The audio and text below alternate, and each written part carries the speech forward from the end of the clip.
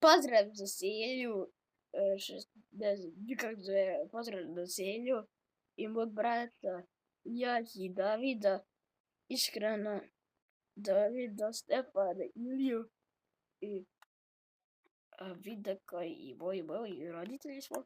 I naravno sve fanove ovog člana, kao mislim ovog kanala, sve članove pozdravljam. Jedem sam tebe, ne znam pričati. Iskreno, ovog puta ne znam šta da radi, pa smo se crno financirali. Ono, a će sad da pa druga, kak, da snimimo ja jedan video i onda moramo napravimo jako brutalan video i to je to što sam mogla da kažem, tiče ovog šorta zapravo. Poz!